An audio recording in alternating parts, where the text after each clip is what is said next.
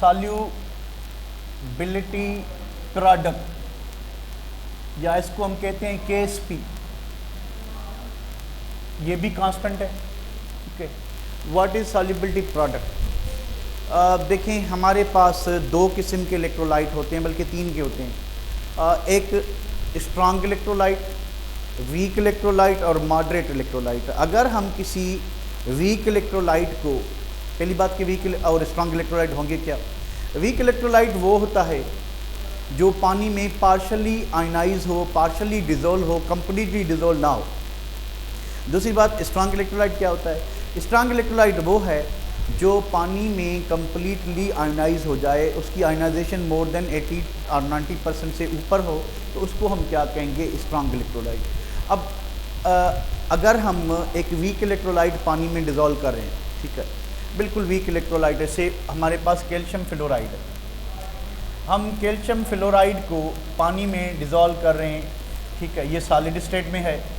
पानी में जब ये डिज़ोल्व होगा तब we will have calcium ion plus 2 fluoride ion, aqueous यानी पानी में डिज़ोल्व हो चुका है, एक्वस यानी ये भी पानी में है, ठीक है, ये सॉलिड स्टेट में है। क्या कि इसकी एक्स्ट्रा अमाउंट ले रही हूँ, एक्स्ट्रा अमाउंट।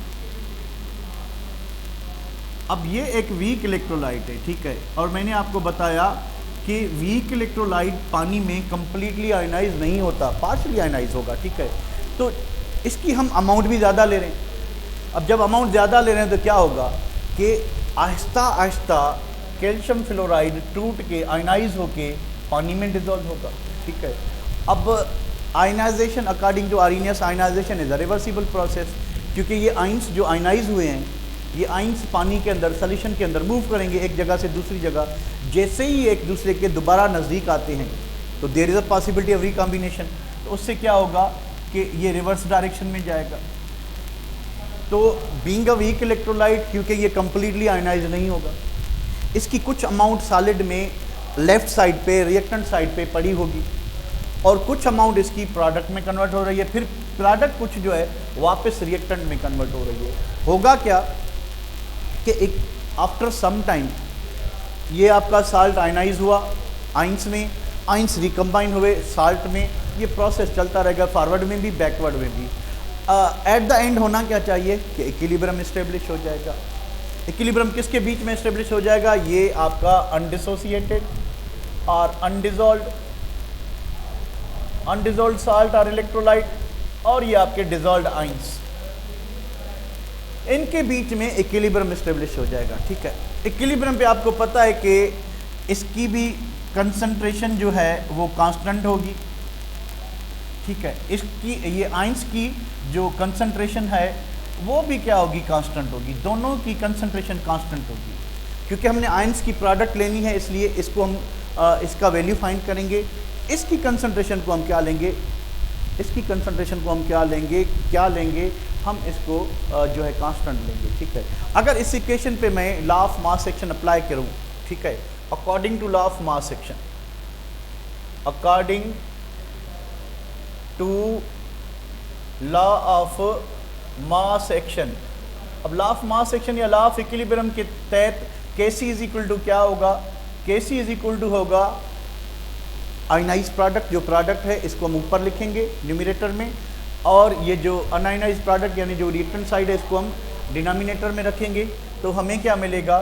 कैल्शियम आइन, इसके ऊपर +2 चार्ज, स्क्वायर ब्रैकेट, फ्लोराइड आइन -1 चार्ज, और इसके ऊपर पावर 2 लगाएंगे। यहाँ पे देखें कि कोफिशिएंट जो है 2 है, तो ये कोफिशिएंट कहाँ जाएगा? पावर में जाएगा, ठीक है। चलें जी, नीचे क्या आएगा? यही रिएक्टेंट साइड आएगी। सो कैल्शियम फ्लोराइड नीचे और कैल्शियम और फ्लोराइड आइन ऊपर। अब क्या होगा कि एट इक्विलिब्रियम, जब इक्विलिब्रियम इस्टेब्लिश हुआ तो हम कह रहे हैं कि इसकी जो कंसंट्रेशन है क्या होगी? Constant. At equilibrium concentration of solid, और क्या कहें? अनडिजॉल्व्ड कैल्शियम फ्लोराइड इज कांस्टेंट, कि जब इक्विलिब्रियम इस्टेब्लिश होगा उस वक्त कैल्शियम फ्लोराइड जो अनडिसोसिएटेड है, जो सॉलिड स्टेट में पड़ा हुआ है, जो फॉरवर्ड डायरेक्शन में जा रहा है और बैकवर्ड में भी वापस आ रहा है, पर जो सॉलिड स्टेट में कंसंट्रेशन है वो कांस्टेंट होगी। तो हम इसकी जगह पे क्या लिखेंगे, कांस्टेंट। तो हम लिखेंगे यहाँ पे कि Kc is equal to concentration of calcium ion, concentration of fluoride ion -1 square divided by हम लिखेंगे K नॉट यानी कांस्टेंट। तो इसकी जगह पे हमने कांस्टेंट लिख लिया। अब क्या होगा कि K नॉट Kc ऑलरेडी पड़ा हुआ है कांस्टेंट, दूसरा कांस्टेंट इससे मल्टीप्लाई करेंगे, it is equal to another constant that is called Ksp, that is called Ksp। इसको हम क्या कहेंगे, सॉल्युबिलिटी प्रोडक्ट कहेंगे, ठीक है। अच्छा, Ksp जो है, अब ये दोनों दो हो गए, यानी इसमें जम हो गए, यानी इसकी प्रोडक्ट हो गई Ksp के बराबर। तो Ksp किसके बराबर होगा, concentration of calcium and fluoride ion, concentration of calcium ion and concentration of fluoride ion, power क्या लगाएंगे 2, ठीक है। तो here Ksp is called solubility product. तो Ksp को डिफाइन कैसे करें, ठीक है। Ksp को डिफाइन कैसे करें कि here Ksp is called solubility product, solubility product and it may be defined as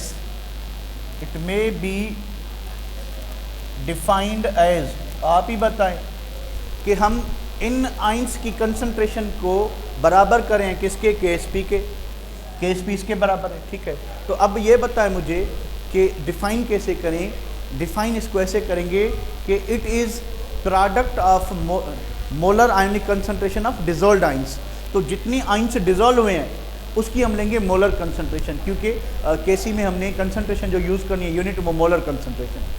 तो पॉजिटिव और नेगेटिव आयन की मोलर आयनिक कंसंट्रेशन जो डिजोल्व हैं, जिसकी कंसंट्रेशन कांस्टेंट है, उसको मल्टीप्लाई करेंगे। मल्टीप्लाई करेंगे कब, जब आपका ये रिएक्शन इक्विलिब्रियम में हो, तो उस वक्त आइंस की प्रोडक्ट को हम कहेंगे सॉल्युबिलिटी प्रोडक्ट। सो डिफाइन कैसे करेंगे,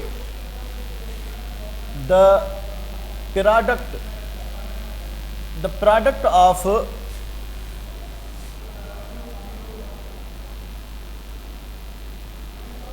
of molar concentration of dissolved ions, molar concentrations of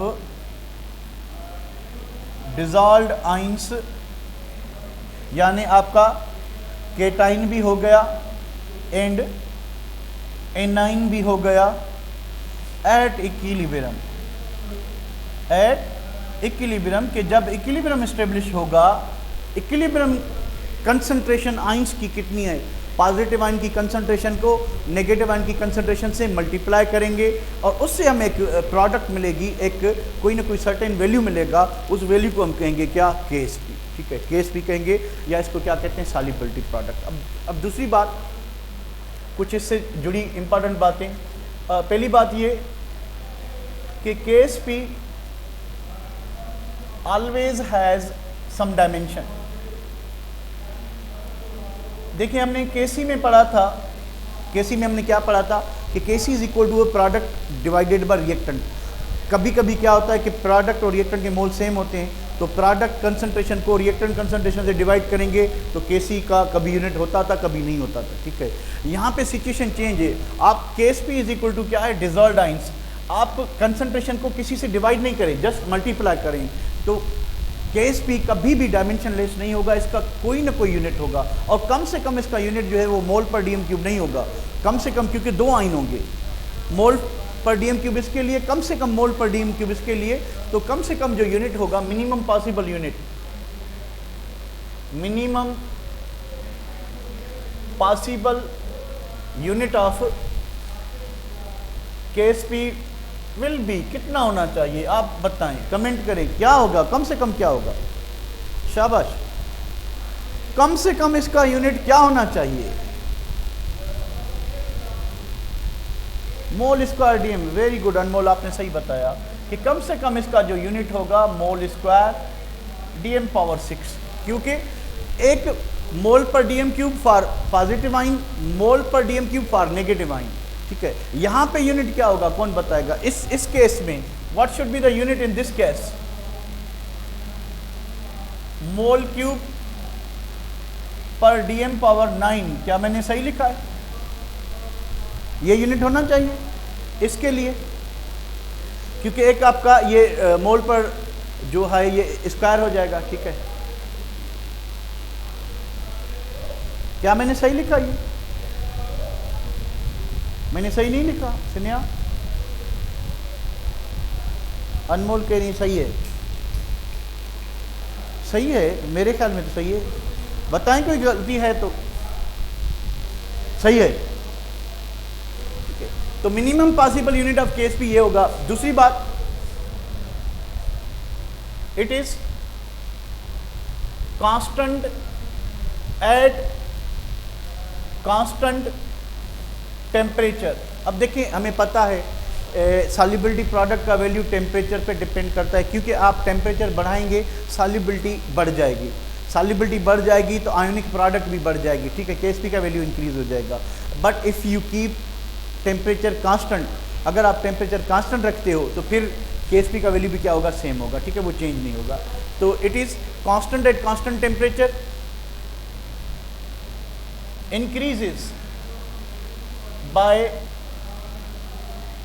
increasing temperature and decreases by decreasing temperature। के टेम्परेचर बढ़ाने पे solubility इंक्रीज होगी, solubility इंक्रीज होगी तो नंबर ऑफ आइंस, पॉजिटिव और नेगेटिव आइंस भी बढ़ेंगे, तो उनकी प्रोडक्ट भी क्या होगी? इंक्रीज होगी। तो दिस इज़ व्हाट के solubility प्रोडक्ट क्या है? इट इज़ क्या है कि जब हम किसी भी वीक इलेक्ट्रोलाइट को पानी में डिजॉल्व करेंगे, वो कंप्लीटली आयनाइज नहीं होगा, कंप्लीटली आयनाइज नहीं हुआ, उसकी सॉलिड में कुछ जो है बचा होगा, ठीक है, सॉलिड फॉर्म में। तो सॉलिड फॉर्म में और डिजोल्व आइंस में कुछ वक्त के बाद इक्विलिब्रियम इस्टेब्लिश हो जाएगा। वंस इक्विलिब्रियम इस्टेब्लिश हो गया तो इसकी कंसंट्रेशन जो अनडिसोसिएटेड है, अनडिजोल्व है, उसकी भी कांस्टेंट रहेगी, और आयनाइज जो आइंस हैं उनकी भी मोलर कंसंट्रेशन कांस्टेंट रहेगी। तो हम केएसपी में क्या मालूम करेंगे कि आइंस की प्रोडक्ट कितनी है, ठीक है। सो क्योंकि इक्विलिब्रियम इस्टेब्लिश हो चुका है और टेम्परेचर फिक्स है, तो केएसपी का वैल्यू क्या होगा? फिक्स होगा, ठीक है। और दूसरा डिफरेंस क्या था कि केएसपी और केसी में फ़र्क क्या है कि केसी का कभी यूनिट होता है, कभी नहीं होता। केएसपी का हमेशा कोई ना कोई यूनिट होगा, और कम से कम जो यूनिट होगा वो होगा मोल स्क्वायर डीएम पावर 6 होगा, ठीक है। अच्छा, ये -6 होगा,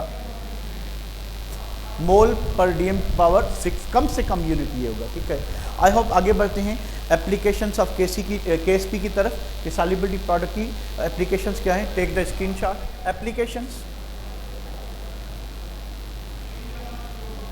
applications of KSP, solubility product की एप्लीकेशंस। अच्छा, इससे पहले आपको क्यू का पता होना चाहिए, केएसपी का पता होना चाहिए, ठीक है। अच्छा, उसके बाद एप्लीकेशंस दो हैं कि value of Ksp, value of Ksp help us in predicting, कि केएसपी का वैल्यू हमें मदद करेगा, किस चीज़ में मदद करेगा? इस चीज़ में मदद करेगा कि हमारे पास सॉल्यूशन कौन सी है। देखिए, सॉल्यूशन 3 किस्म के होते हैं, ठीक है। ये जो सॉल्यूशंस हैं, सॉल्यूशंस 3 किस्म के। Number 1 unsaturated solution, number 2 saturated solution, number 3 super saturated solution, super saturated solution, ठीक है। Unsaturated solution, saturated and super saturated, ठीक है। अच्छा, इन तीनों को समझने की कोशिश करते हैं पहले, उसके बाद एप्लीकेशन पे आते हैं, ठीक है। अब देखिए, फर्स्ट ऑफ ऑल आप लोगों को ये 2 चीज़ें पता हो, Q not and Ksp. What is Q not and Ksp? Q naught is ionic product at any time, किसी भी वक्त, whether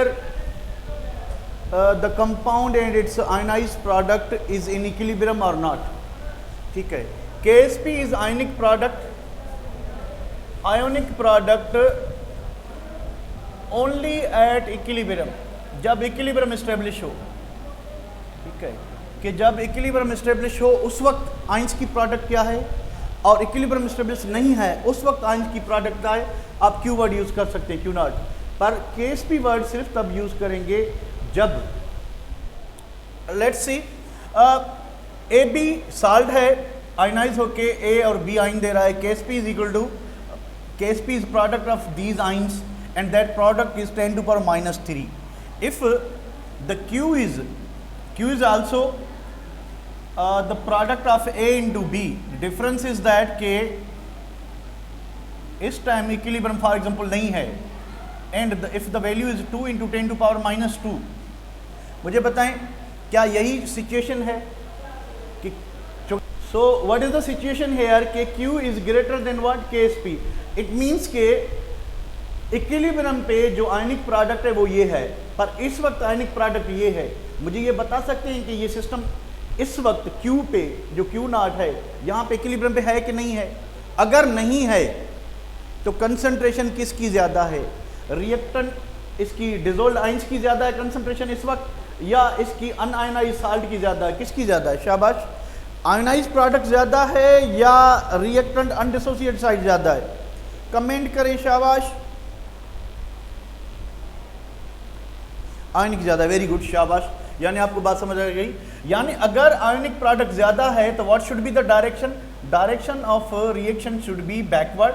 ठीक है, I more amount of undissociated salt will be form when Q naught is greater than KSP. We are having two information. Number one, solution is supersaturated. Solution is supersaturated. Number two, precipitates will be formed. Precipitates will be formed. कि जब भी ionic product equilibrium की concentration से, यानी equilibrium पे जो product है उससे ज़्यादा होगी, तो ये आपका रिएक्शन बैकवर्ड डायरेक्शन में जाएगा और मोर अमाउंट ऑफ प्रिसिपिटेट्स या अनडिजोल्व्ड सॉलिड बनाएगा. सॉलिड प्रिसिपिटेट बनेगा, यानी रिक्रिस्टलाइजेशन होगी. ठीक है, वो तभी होगी जब आपकी ये जो इक्विलिब्रियम है वो बैकवर्ड डायरेक्शन में जाएगा. इससे हमें दो इन्फॉर्मेशन मिलती है. नंबर वन इज दैट कि सॉल्यूशन आपके पास सुपर सेचुरेटेड है, यानी आपके पास सॉल्यूट की सेचुरेटेड सॉल्यूशन से ज़्यादा अमाउंट डिजोल्व की हुई है. ठीक है. दूसरी बात कि जब आइंस की प्रोडक्ट ज़्यादा है तो इक्विलिब्रियम बैकवर्ड डायरेक्शन में जाएगा, तो सॉलिड मटेरियल बनना शुरू होगा जिसको हम कहेंगे प्रिसिपिटेट्स. तो इस रिएक्शन में प्रिसिपिटेट्स बनेंगे. अच्छा, second condition, case two. Case two is that के Q naught is less than KC. For example, for the same reaction, if KSP is 10 to power minus 3 and Q naught is 10 to power minus 5, बताएं कि Q naught ionic product इस वक्त KSP से कम है या ज़्यादा है? बिल्कुल कम है. कम है यानी रिएक्टेंट की कंसंट्रेशन, सॉलिड की कंसंट्रेशन ज़्यादा है. ठीक है, तो what should be the direction? Forward और बैकवर्ड? प्रिसिपिटेट होंगे या नहीं होंगे? सॉल्यूशन अनसेचुरेटेड होगी या सेचुरेटेड होगी? ज़रा कमेंट करें. मैं अपना जवाब यहाँ पे लिखता हूँ.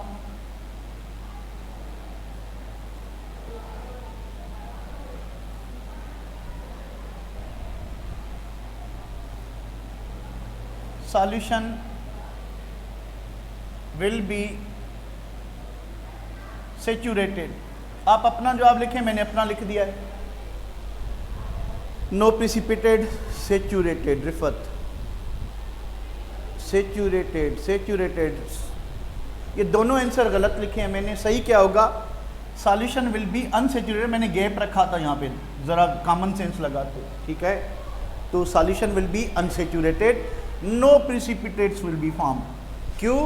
के रिएक्टेंट की कंसंट्रेशन ज़्यादा है, अनडिसोसिएटेड साल्ट की कंसंट्रेशन ज़्यादा है, यानी अभी इक्विलिब्रियम जो है वो अचीव ही नहीं हुआ.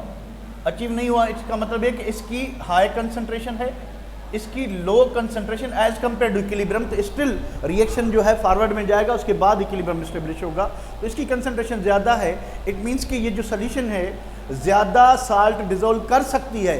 तो प्रिसिपिटेट जो अगर अनडिजोल्व साल्ट होगा भी सही तो वो डिजोल्व हो जाएगा, प्रिसिपिटेट्स नहीं बनेंगे. और सॉल्यूशन, ऐसी सॉल्यूशन जो फर्दर अमाउंट सॉल्यूट डिजोल्व कर सके उसको हम कहेंगे अनसेचुरेटेड. सो दो चीज़ें हैं कि अनसेचुरेटेड सॉल्यूशन होगी और प्रिसिपिटेट नहीं बनेंगे, ठीक है।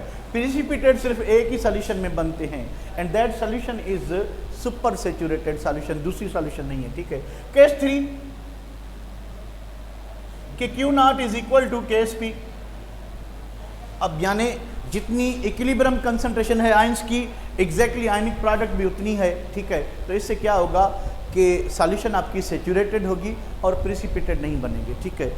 If it is equal to number 1 कि solution is saturated, solution is saturated. Number 2 no precipitates will be formed, कोई प्रिसिपिटेट्स नहीं बनने वाले, ठीक है। और सॉल्यूशन आपकी सैचुरेटेड होगी जब ionic product is equal to Q naught. Screenshot लें, शाबाश।